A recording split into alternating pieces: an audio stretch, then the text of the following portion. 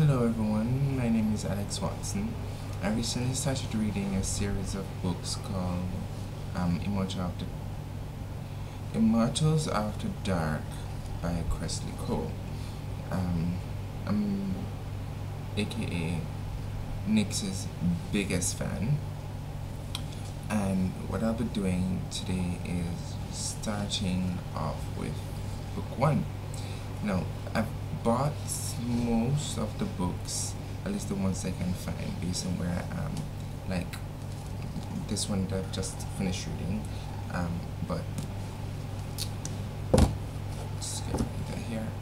But for those that I couldn't find in the bookshops here, in my little crappy town, I just downloaded the ebook. So we're gonna start by reading today the prologue for book one, The Warlord Wants Forever. Alright, so let's go. The Origins of the Valkyrie. Into the blood-spattered snow, the lone warrior fell to one knee and shuddered with weakness. Still, an arm shot out to raise her sword against the oncoming legion.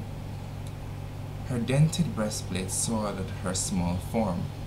The winds howled, whipping her hair, but she heard the twang of the bowstring unleashed.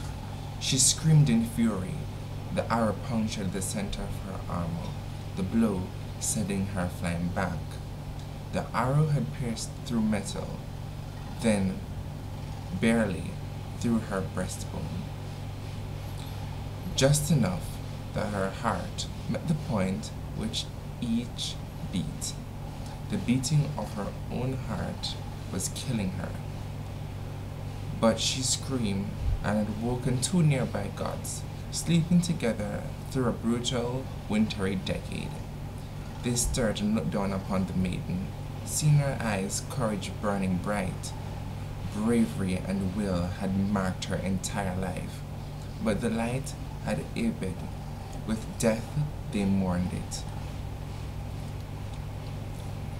Freya, the female god, whispered that they should take her courage and preserve it for an eternity, because it was so precious.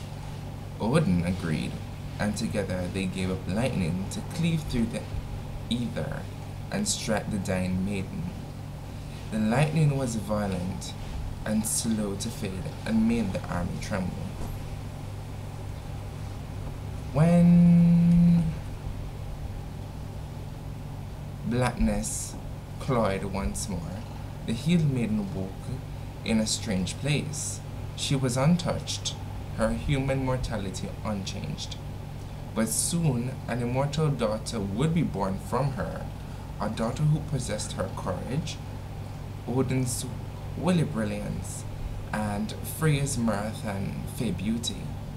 Though this daughter enjoyed the power of lightning for sustenance, she also inherited Odin's arrogance and Freya's acquisitiveness, which merely endeared her to them more.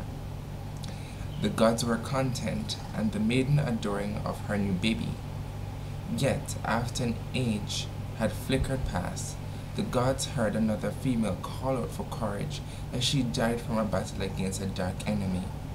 She wasn't a human, but a fury, one among the lore. That strata of clever beings who they convince humans that they don't exist, only in our imagination. Scarce moments had the creature in the freezing night. Her breaths were no longer visible. Our halls are great, yet our family small, Fura said, her eyes sparkling so bright. Our martyr in the north is briefly blinded by the stars and almost lost his way. Grim Odin took her hand, unable to deny her. Those surrounding dying fury saw lightning rent the sky once more, and it would strike again and again in coming years, continuing on well after female warriors, be the human, demoness, siren, changeling, or any other brave creatures from the lore, knew to pray for it as they died, and thus the Valkyrie were born. So that's it for the prologue, and I guess tomorrow I'll just read the rest. I'll be reading a chapter each day. That's reasonable, right? And you guys are allowed to comment and, you know, join in, and please feel free to send a video response if you want to join in and read a chapter or two sometime. Alright? See you guys later. Bye.